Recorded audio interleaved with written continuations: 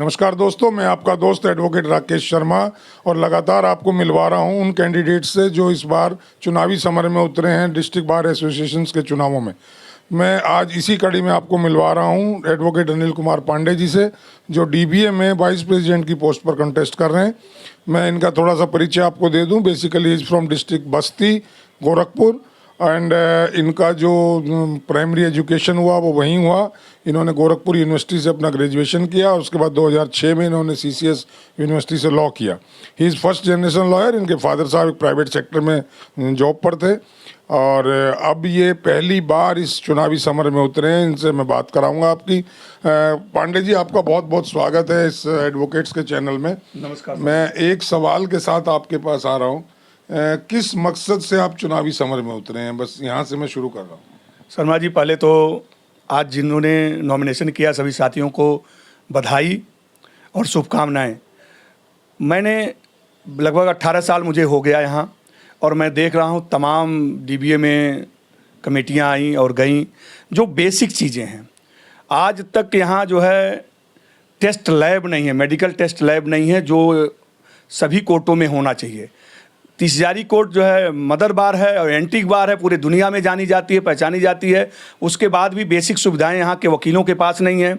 Railway reservation counter पिछले कई सालों से बंद पड़ा है। उसके लिए जो कमेटी वर्तमान में रही है उसने एक भी लेटर नहीं लिखा, कोई भी काम नहीं किया, जिससे बहुत सारे वकीलों को जो दिल्ली से बाहर से आकर के यहाँ काम कर रहे हैं, प्रैक्टिस कर रहे हैं, उनको जा करके बाहर लाइन लगानी पड़ती है या एजेंटों को पैसे दे करके कराने पड़ते हैं। इसके पहले सुविधा होती थी तो वकील साथी आ जाते थे और उनको ये सुविधा रेलवे रिजर्वेशन की मिल जाती थी। मेडिकल फैसिलिटी नहीं है यहाँ। आप देख रहे होंगे कि एक दिल्ली सरकार ने जो यहाँ डिस्पेंसरी खुलवाई थी, जिसको मोहल्ला क्लिनिक नाम दिया था पिछली सरकार ने, लेकिन वो भी पिछले 1.5-2 साल से 2-2.5 साल से बंद पड़ी हुई है और उसके बारे में भी कोई संज्ञान नहीं लिया गया। तो आपका मकसद है कि आप अगर आते हैं तो ये हेल्थ फैसिलिटीज़ और जो रेलवे रिजर्वेशन है इसको आप रिस्टोर कराएंगे? बिल्कुल बिल्कुल, इस सबसे पहला काम ये होगा।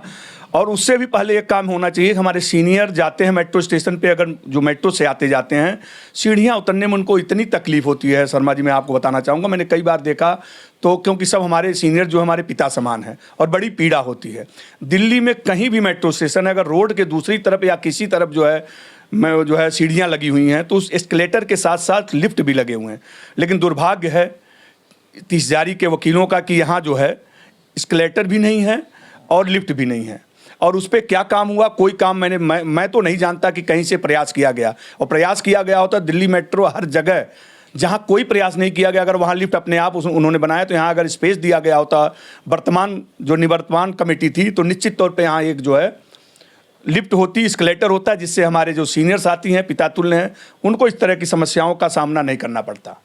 आप यहाँ बताया 18 साल से हैं, तो ये तो आपने 2-3 बड़ी मेजर समस्याएं बताई हैं। वाकई में इन पे काम होना चाहिए। और क्या आपको यहाँ समस्याएं लगती हैं जिन पे अगर आपको मैंडेट मिलता है या आप चुन के आते हैं, उन पे आप काम करना चाहेंगे? मैं तो सभी साथियों से यही आग्रह करूँगा कि मुझे अगर चुन के लाते हैं तो एक सेवक की तरह, जैसे उनका भाई होता है, छोटा भाई, उस तरह से मैं सेवा करने का प्रयास करूंगा। डिग्निटी जो डीबीए की है उसको पुनः रिस्टोर करने का प्रयास करूंगा कि जो तरह तरह की ऐसी एक्टिविटीज़ हुई जिससे आप भी वाकिफ़ हैं, आप हमारे से पहले से इस डीबीए में हैं और हमारे सीनियर हैं, निश्चित तौर पे उसको रिस्टोर करने की ज़रूरत है, उसको वापस पाने की ज़रूरत है। और उसके साथ साथ जो मेंबर्स हैं, मेंबर्स के साथ कोई बात ऐसी घटना हो जाती है जिससे कमेटी की मदद की ज़रूरत होती है, लेकिन जिस तरह से मदद की मिलनी चाहिए उस तरह से उनको सपोर्ट नहीं मिलता, उस तरह से रिस्पांस नहीं मिलता।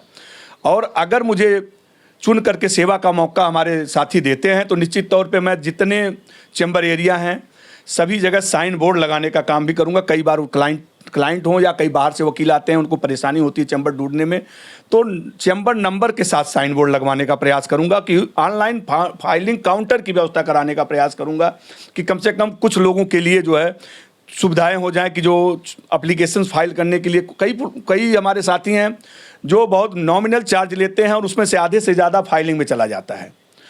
तो मेरा प्रयास होगा कि डीबीए के 2-4 काउंटर ऐसे हों जहां वकील आएँ उससे कम चार्जेज पे, जो लोग बिठाए जाएं वहाँ स्टाफ के लोग, उनके खर्चे पे जो उनकी तनख्वाह दी जाएगी उनका खर्चा निकल जाए और हमारे वकील साथियों को ऑनलाइन फाइलिंग की सुविधा मिल जाए। इस साइन बोर्ड हो गया, वीडियो कॉन्फ्रेंस हॉल की सुविधा होनी चाहिए, कई जगह है भी।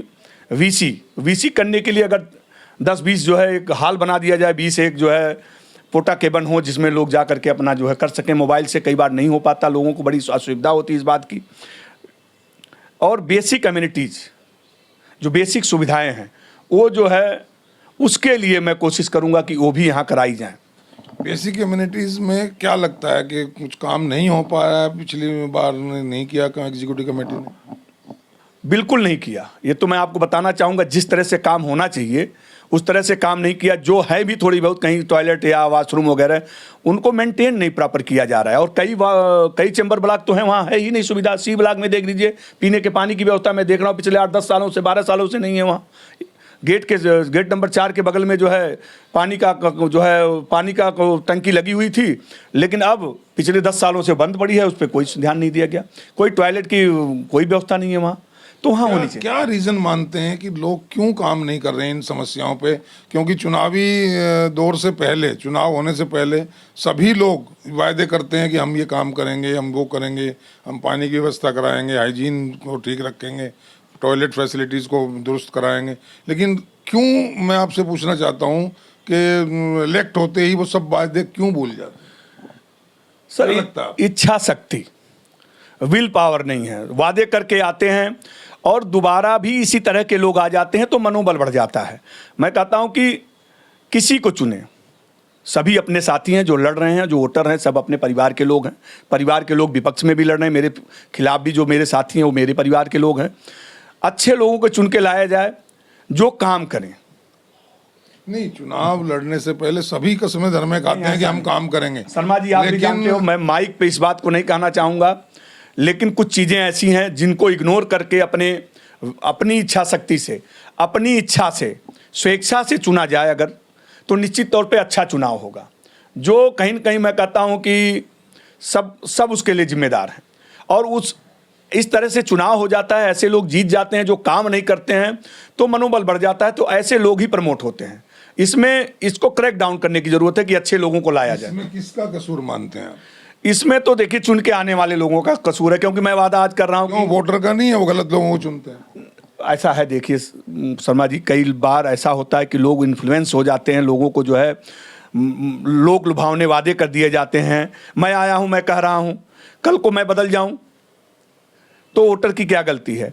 तो निश्चित तौर पे जब हमारे जैसे लोगों को लाया जाएगा कि जो सिर्फ और सिर्फ सेवा भाव से आ रहे हैं। लेकिन मैं अगर अनिल कुमार पांडे से पूछूं, क्या ये जो वेलफेयर बॉडी है, जो हमारी एग्जीक्यूटिव बॉडी है, जिसके लिए आप भी कंटेस्ट कर रहे हैं आने के लिए, क्या ये वेलफेयर की बजाय एक प्रोफेशनल बॉडी, इंडस्ट्रियल बॉडी, या यूँ कहूँ एक कमर्शियल एग्जीक्यूटिव बॉडी नहीं बन गई जो सिर्फ और सिर्फ पैसा कमाने के चक्कर में सारे वेलफेयर को भूल गई? नहीं, 100% ऐसा नहीं कहा जा सकता, और न ही 100% ऐसे लोग हैं। इस कमेटी में भी अच्छे लोग हैं, और पहले भी जो कमेटियां थी उसमें अच्छे लोग थे और अच्छे लोग थे। थोड़ा सा गिरावट आई है, उसको सुधारने की ज़रूरत है। उसमें आप जैसे सीनियर्स का भी बहुत रोल होता है कि आप जो भी आए या जो भी चुने जाएं, किनको चुनना है, और जो आ जाएं उनकी काउंसलिंग करनी है, अच्छा काम कैसे कराना है। मैं कहता हूँ सीनियर्स का बहुत बड़ा रोल होता है। नहीं, चुन के आने के बाद तो निरंकुश हो जाते हैं ना, वो तो बादशाह हो जाते हैं। हम अजर अमर अविनाशी, वो तो अपने आप को बादशाह से कम समझते ही नहीं। तो ऐसे लोगों को ना चुना जाए। ऐसा नहीं कि मेंबर नहीं जानते, पांडे ऐसे नहीं होंगे, कतई नहीं। शर्मा जी, आज ऑनलाइन आपसे बता रहा हूँ, अगर मुझे सेवा का मौका दिया गया तो आप असलियत में उस चीज़ को देखेंगे कि कैसे काम होता है। मैं अभी भूख हड़ताल पे बैठा था, मुझे लगा कि मुझे बैठना चाहिए, क्योंकि मैं अगर सेवा के लिए आपसे अवसर मांग रहा हूं कि मुझे मौका दिया जाए, मैं अच्छी आपके इशू के लिए लड़ूंगा, आपके हितों के लिए लड़ाई लड़ूंगा, तो निश्चित तौर पे मेरा दायित्व था कि मैं भूख हड़ताल पे बैठूं और एडवोकेट अमेंडमेंट बिल के लिए लड़ाई लड़ूं, और मैंने वो किया।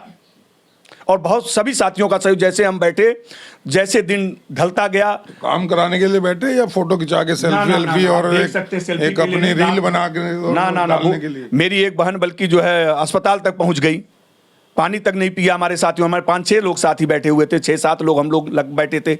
बढ़ते गए संख्या, बढ़ती गई संख्या, और जितने दिन चलता हमने निश्चित कर लिया था, हमने तो 4x4 का पत्थर भी बुक करवा लिया था। हम अपने साथियों से कहते थे कि अगर कहीं ऐसी घटना हो जाती है कि हम कुर्बान हो जाते हैं, हमारे साथ कुछ हो जाता है, तो इस 30 जारी में हम जो है अपने साथियों हम हमारी मूर्ति लगवा देना इसकी 30 जारी के छाती पे, कि वकील साथियों के हितों के लिए, वकील समाज के हितों के लिए अनिल कुमार पांडे शहीद हो गए।